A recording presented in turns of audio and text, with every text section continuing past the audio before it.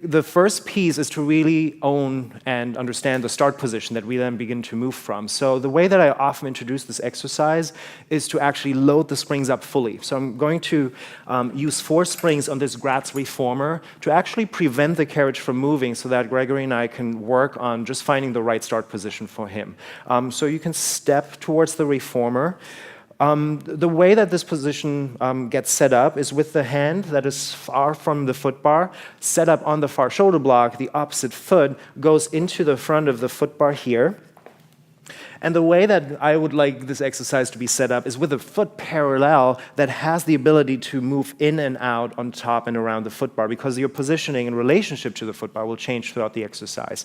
Once you have your hand and your foot set up, you take your right hand down either underneath your shoulder, you can make a fist, or you grab your palm around the front of the carriage, wherever you feel the more secure enough to then lift your hips up and bring your left foot in front of the right, letting it casually just rest here for a second, right? So we're just going to stay here. I will even pull the carriage in with my own foot so that I make sure that it doesn't move at all.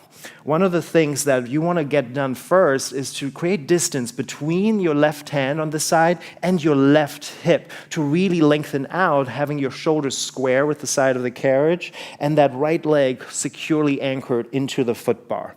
We're going to take a few breaths here. So those of you that also practice yoga, almost think of a down dog position on a twist, all right? So we're just going to stay and breathe here for a second to build trust into this position.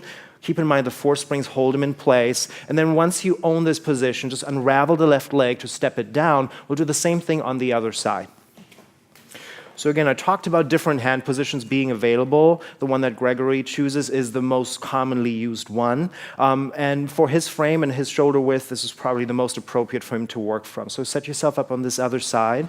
But just know that especially as you go through the beginning stages of familiarizing yourself with this, you have the option to even place your far hand on the nearer shoulder block to create a little bit more openness. The headrest is another place you can put your hand, but this is commonly where we prepare for the exercise to be done. So with no thread of losing control over the springs because they hold him in place, really work on that length again through the side of the hand that's on the shoulder block all the way into the same side hip, finding length in there, finding breath.